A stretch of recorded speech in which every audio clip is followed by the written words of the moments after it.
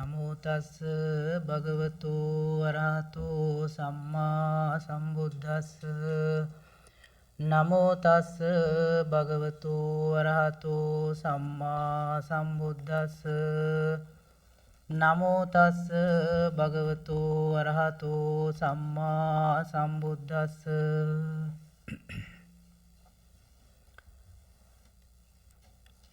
Venerable Chong A and dear brothers and sisters, today I am honored by you for having invited for this Dharma talk. India still has, you may have heard, that there are untouchables. There is a caste system, very rigid, very inhuman caste system. There are some low, so-called low caste, which have no rights. Even the constitution guarantees the rights of all these people. In villages, still they are exploited. They are badly treated. So you imagine, even today that exists, 2,500 years after even exist. So Buddha, being a royal person, he took all these so-called low caste people into his order. One day he was walking on the road. He met a scavenger who is cleaning the towns, cities, and who is having his bucket on his head with dirties. And he took him to the temple and he ordained him. He became a monk. And Buddha has expounded another sutra. In this sutra, there is one stanza. It clearly says, no one is born great. No one is born noble. No one is born ignoble. Anyone who becomes noble or ignoble due to his acts. It means in Hinduism, the caste system was codified. Hinduism accepts caste system. It says Sahi caste people, Brahmins, are born because they are as Brahmins. So Buddha says nobody becomes Brahmin or low caste by birth. They become low or high according to their acts. So you see how democratic, even 2,000 years, 500 years ago, how democratic he was. His declaration was how democratic. So in this sense, Buddha is modern every day. Every day he is modern. So this, his teachings are modernizing. It means we are not bothered to modernize them. Every day they are modern, they are new. That's why so many people, so many Westerners, scholars, scientists, and various people who come to Buddhism. And Buddha, after his attainment, after his enlightenment, he preached his first preaching. It's called Dhammacakkappavattana Sutta. Through this sutra, he expounded his new teaching. And in this sutra, he explains the Four Noble Truths. Four Noble Truths, the The first is dukkha, and samudaya, second, and nirodha, and magga is fourth. So dukkha is easily translated by a lot of translators by suffering. But it is, when it is translated as suffering, some people tend to think that Buddhism is so pessimistic. It talks only on suffering. And in the real meaning, Buddha did not want to say that life is only suffering. He wanted to he did not want to be pessimistic, no optimistic. Then some teachers, some writers try to not to translate this word. A lot of today Westerners use the same word used as Buddha, dukkha. Because if it is translated as suffering, it's simply suffering from fever, etc. So by first noble truth, he explained this situation, dukkha, and unsatisfactoriness, if it can be translated like that. And after that, he gave us the reason for this dukkha, an unending desire. And after that, he showed the way of stopping it, is the nirvana. And after that, he showed us eightfold path. So this is the essence of Buddhism, quintessence of Buddhism. Four Noble Truths, eightfold path, and impermanence and interconnectedness. These things are very important, essence of Buddhism. So I think our limited time does not allow me to explain everything. So I just mentioned, I am going to talk a little bit about the interest in Buddhism in Europe, especially in France, because I am living for more than 15 years there. And first of all, very recent, 2-3 years ago, two prestigious magazines in France called Nouvel Observateur and Psychology. These two magazines conducted opinion polls about religions.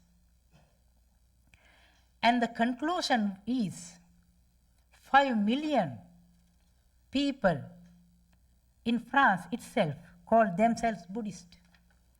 So you cannot imagine. And this is the important thing is, they come to Buddhism their own, but not by force, by reading, by listening. They come to Buddhism. And imagine 5 million is a big amount for a country, for a Christian country for nearly 2000 years. So, in this situation, I would like to talk a little bit how Buddhism, how the Westerners learned of Buddhism. And Emperor Alexander the Great, when he invaded India, he some philosophers were accompanied by him, went to India. And one of them is, pronunciation I think, Pyrrhon or Pyrrhon, Phyrrhi something. So they have taken a lot of things from India. And in Greek philosophy, there are two schools of philosophy which are called Stoicism and Epicureanism. Today scholars say in the West that these two philosophies have been richly influenced by Buddhism. And for instance, Stoicists are using two words, apatheia. Apatheia means some sort of stopping, some way of consolation. And apoke is directly has come from the Pali word upekka. Upekka means equanimity. So you can see that these words have come from Pali, it's mean Indian language, Buddha's language, into Greek language through these philosophers. So in Greek philosophy was, according to the present day scholars in the West, was influenced by, especially these two philosophies which I mentioned, were influenced by by Buddhism. And more than that, there is a very interesting book, if you read. It is a dialogue between a Greek king when the great Emperor Alexander the Great left India. He has kept some viceroys in Indian provinces, and one of them was called Menander.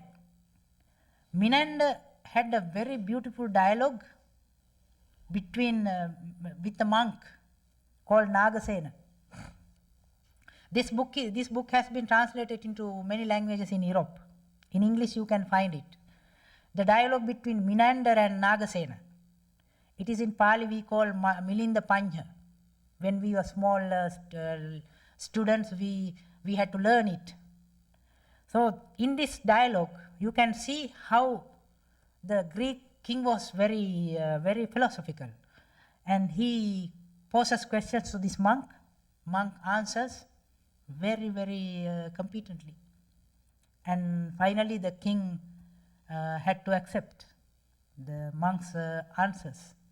So if you find this book, keep in mind the dialogue between Menander and the monk Nagasena. It's a very interesting book.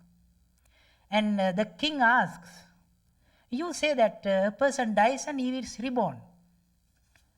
Is the same person or the different person is reborn? He says, neither the same nor the different, no another. It's a very good way to explain rebirth. If you take a photo, we take a photo of Sanim and we ask somebody, is this Sanim or somebody else? Is this Sanim? No, Sanim is there. He's not in the photo. But the photo is not somebody else, like that. So, the rebirth can be explained this way. So, this Nagasena monk replied to this king this way. So, he was convinced. And there was, in the Christian history, in the 5th century, there was a council, Second Catholic Council, which was held in Constantinople in Turkey. In this council, it was taken two very important decision. The decision was to excommunicate, to expel some priest who had believed in rebirth and karma. So you can imagine that, and the 5th century, the era of Jesus Christ, some priest had believed in karma and rebirth, Christian priest. They were excommunicated. They were sent away. Some of them were killed. They fled to India and to China. And in one library and museum library in Paris, there is a Buddhist museum. In that library I found this one sutra. You may be surprised to hear that. Sutra of Jesus Messiah. Sutra is a Buddhist word. It has been used by the Christian priests. It means those priests who had been excommunicated in the Second Council had fled to China, and they had kept their writings. So recently, it means beginning of the 20th century, some Chinese scholar has translated it to the sutra into English. I have a photocopy of that. So you will be surprised to hear that there is a sutra, Christian sutra. Sutra means a Buddhist word. Sutra of Jesus Messiah. So these things clearly explain that the Western world had known Buddhism. And in the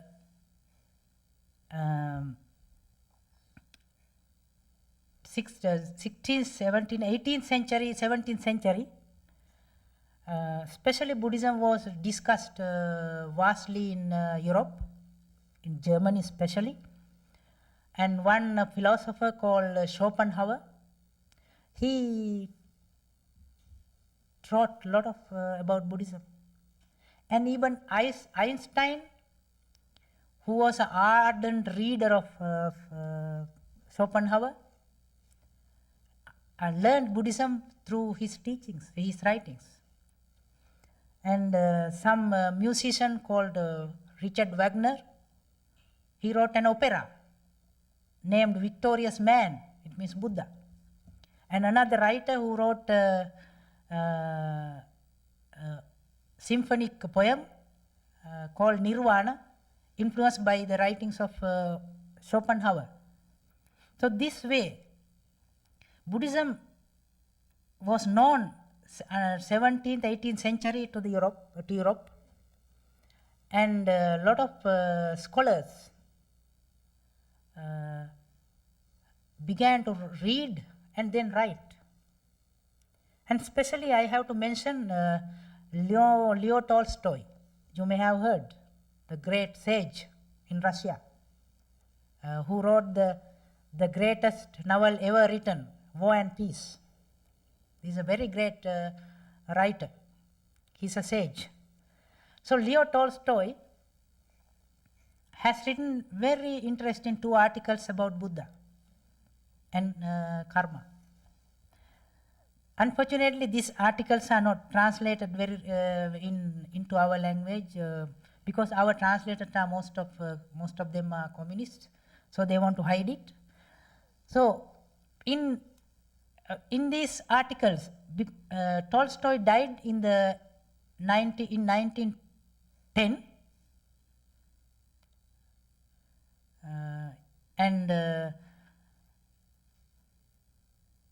he wrote it 1909 he wrote this article. It means he had become Buddhist. And like Buddha, he renounced his life. You know, he died as, he had a very rich life. He was an aristocrat, very rich person. But he died in a station. So these things clearly show us that the Buddhism was known to the West. And a lot of writers, present day writers, contemporary writer, the great writer in Italy, Alberto Moravia, he became Buddhist before his death. And some writers, even though they are not Buddhist, they write some things like Buddhist. For instance, a French philosopher, existentialist philosopher, who never believed Buddhism, he wrote, L'homme est la somme de ses actes. Man is the sum of his acts. What is that? That is karma. Man is the sum of his acts. It means, man means our actions, what we do. So these things were written not by Buddhists. You see how Buddhism becomes very Western now? And I want to quote what Einstein said about Buddhism. That is very interesting to hear.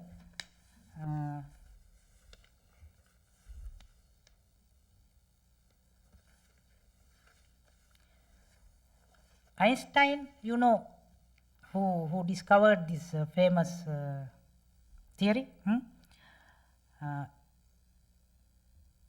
E equal to m square. Excuse me. So he says The religion of the future will be a cosmic religion. It should transcend a personal God, avoid dogmas and theology. Covering both the natural and the spiritual, it should be based on a religious sense arising from the experience of all things, natural and spiritual, and a meaningful unity. Buddhism answers this description. If there is any religion that would cope with modern scientific needs, it would be Buddhism. This is not a statement done by a Buddhist, by a scientist. And this is the greatest, the Time magazine selected him as the greatest man in the 20th century. So this greatest man in the 20th century says the Buddhism is the only religion which will cope with science. So I remember when I was a young student, a Marxist comrade came to convert me to communism. So we were very interested, so young students. So he told me first stanza of the Dhammapada. Dhammapada is a very beautiful poems, Buddha's teachings, Buddha's sayings. If you find it, read it. It's a very interesting book, short poems. Dhammapada. The first stanza says, mind is the forerunner of everything. So he says, mind, this is wrong. But actually I didn't understand that time. Now I understand this is true, completely true. You know, today scientists say, excuse me, there are great scientists here, and when a scientist observe a particle, once it is a particle, and second time when he observe the same, it becomes a wave. And they are obliged to make a new word. They call it wavicle. So this purely, they believe that it changes according to the mind of the scientist who observe it. So this mind is so powerful. Today, mind has been understood this way by the scientist. And also they say now, instead of the observer, when we observe something, we are separated from the observed object. So instead of observer, they propose today the word participant, because we are participating. So in the Buddhist meditation, in the Sutra of Satipatthana Sutra, Buddha invites us to meditate the body in the body. So the meditator and the meditation are not two things. It's a one thing. Am I correct? So these things are so relevant to the modern science. And modern science has to be modern to be Buddhist. I think I have no enough time to say several things I want to say, especially to attract your attention. The mind, the concept of mind in the West is so limited. And recently there was this book written by some American researchers about the heart transplantation. And in this one of these books, this book called Heart's Code, there are a lot of stories of heart plantation. So one girl was stabbed to death, one teenager girl.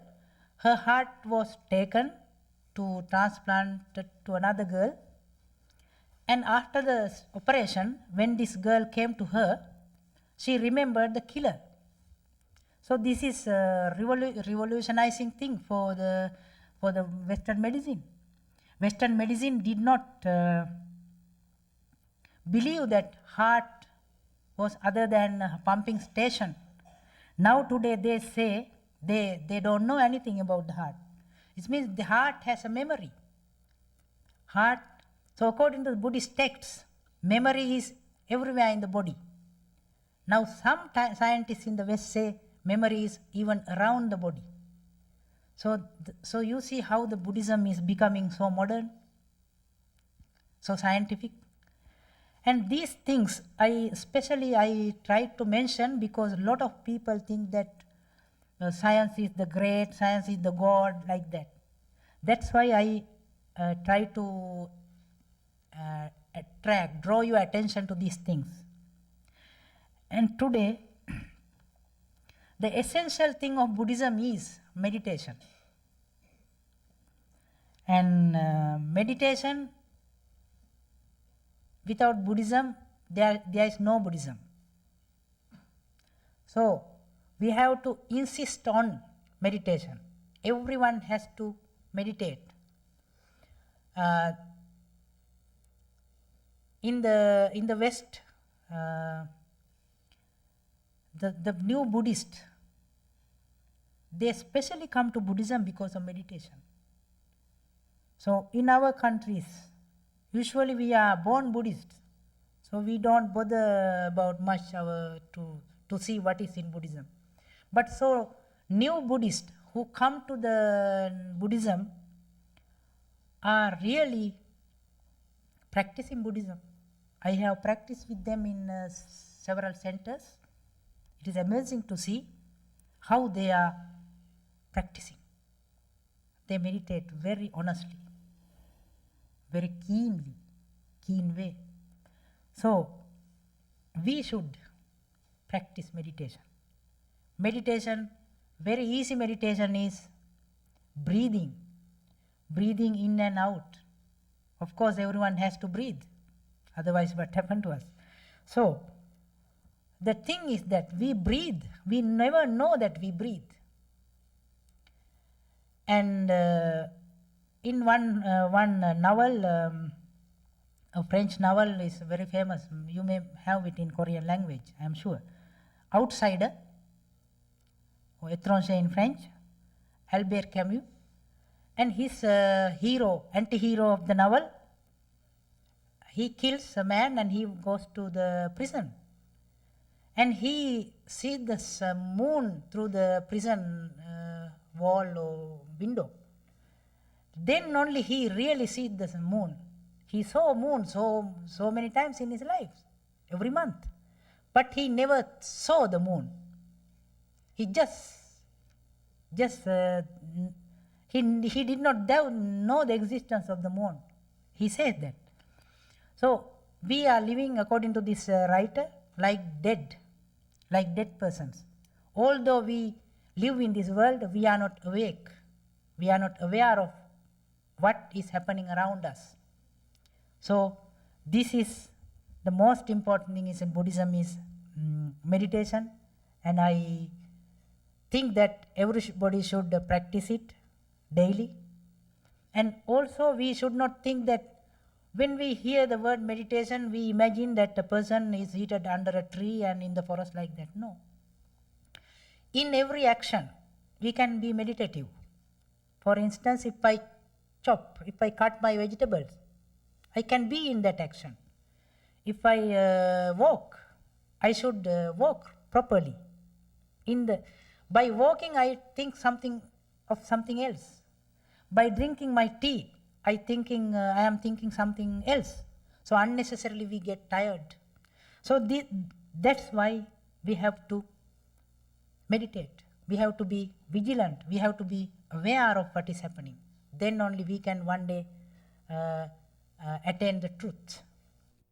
Thank you so much for listening me so patiently. Thank you.